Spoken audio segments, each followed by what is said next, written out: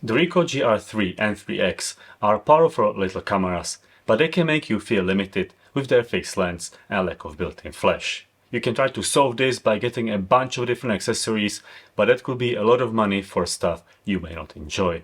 So in this video I will tell you about my favorite accessories that will transform your photographs and make the image making process a lot more fun. The first one is not made by Ricoh, but you've probably heard about it. It's a clever filter set from Nisi. This company makes various filters and other accessories for many camera brands, and they went over and above to bring something special for the Ricoh GR cameras. The standard way would be to use the GA1 or GA2 adapter to screw on a 49mm filter in front of your lens, but the filter set from Nisi is more flexible in use and operation.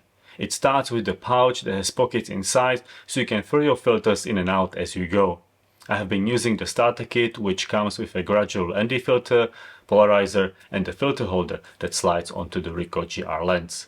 This sounds worse than it is. I am not afraid that it will damage my camera, but I'm constantly terrified that it will turn off and the filters will fall on the ground and shatter to pieces. It's not happening yet, but I think it's only a matter of time before I mess it up. That is why I like how the master kit is made. It comes with a Nisi 49mm metal lens adapter that mounts to your GR in the same way as the Ricoh GA adapter would. The filter holder then screws onto the thread. This limits the risk of accidentally dropping your precious filters down to zero. And as a bonus, you also get 3 more ND filters of various grading. And somewhere in between is the professional kit, which comes with the standard slip-on holder and natural night filter. But it makes more sense to get the master kit and then the night filter in case you want to use it. Regardless of the filter kit, the filter holder operation is always the same. It can hold 2 filters at once, so you can experiment with filter stacking, and its rotating movement is smooth but firm. There is a version of each kit for both the GR3 and 3X, so be careful and get the one made for your camera. I tried to slip the GR3 filter holder on the GR3X, and while it was possible, there was too much friction between the holder and the camera lens, which made me a bit worried about breaking the camera. So if you are like me and on both the GR3 and 3X, then the master kit offers a nice workaround. Get a full master kit for the GR3 and only the 49mm lens adapter for GR3X. The filter holder will screw on both. I regret not getting the master kit. It will allow me to focus on using the filters without worrying about losing or damaging them. But since I'm not a regular user of filters on my cameras, the starter kit is still a great way to start experimenting. I use the gradual ND filter to darken parts of a scene that would otherwise be overexposed, and polarizer to deal with reflections and make colors pop. If you own the GR3X, you have probably heard about the GT2 teleconversion lens, but what if I told you that it can be used on the GR3 as well? I will get to that in a minute. First, we need to address the controversy that comes with using this lens.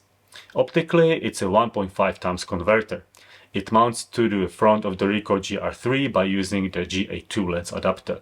This should increase the camera's equivalent focal length from 40 to 60mm, but here's the catch. When attached, the GR3X applies in-camera crop and outputs a 15MP image with an effective focal length of 75mm. This happens regardless of whether you are shooting RAW or JPEG. I have no idea why Ricoh decided to force the crop on us. Maybe they didn't think a jump from 40 to 60mm was significant enough, or that a true optical 75mm converter would be too large, or they wanted to minimize vignetting. To be fair, the resulting 15MP image is still as large as what Ricoh GR1 and 2 could produce with their sensor. And the images coming out of the GR3X and the telephoto lens are still of the high Ricoh standard we are all used to. But if 75mm focal length is too long for you, then there are 2 ways how to get it down to the true 60mm. The first one is to tape off the contacts on the GA2 adapter. This way the camera will not know the lens is on and will not apply the crop. The second option is to use the Nisi metal lens adapter from your filter kit and screw on the teleconverter. The result will be the same 60mm focal length, and you will save some money by not buying the pricey and plasticky Ricoh lens adapter.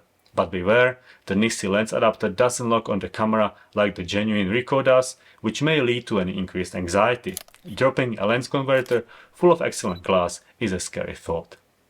If you want more examples of images produced with the GR3X and teleconverter at 60mm, look for NetBunnel's Instagram page. He shoots with the contacts on the GA adapter taped off, and his images at 60mm are very sharp with hardly any vignetting and no distortion. But there is also a way to get a classic 50mm focal length from your GR3. All you have to do is mount the teleconverter lens on the Ricoh GR3 using the GA1 lens adapter or its alternative from Nisi. The native 28mm becomes 40, but the lens creates a heavy vignetting, which goes away when you shoot into a square image. But if you stay in the standard aspect ratio and apply the 35mm built-in crop, the resulting focal length is very close to the desired 50mm, and the camera will still output high-quality 50MP images. You can go further by applying the 50mm in-camera crop and get an effective focal length of 75mm and 10MP images, which is still enough for web and social media. This makes the classic Ricoh GR3 very versatile and still compact when you don't want to carry adapters. Of course, you can turn this around and mount the Ricoh GW4 wide conversion lens on the GR3X and get a 30mm focal length.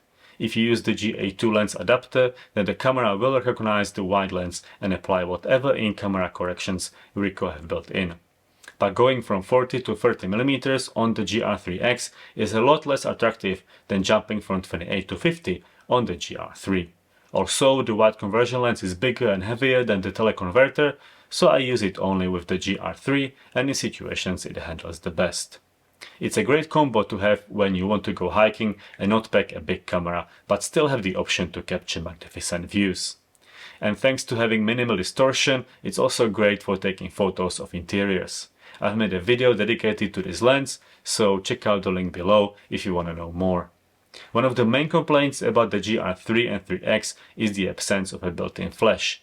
At first, I wasn't so gutted about it as I didn't use it much when I owned the GR2, until recently when my son was born and I started taking a lot of photos inside the house.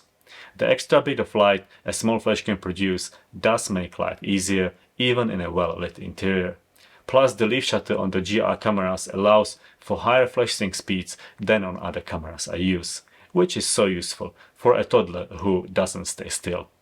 As a solution, I opted for the Pentax AF201FG, mainly because it has TTL with the Ricoh cameras. I also got an aftermarket diffuser from eBay which fits snugly on the tilting head. The flash is light, takes 888 batteries and makes the GR into a good party camera as well. But it's not perfect.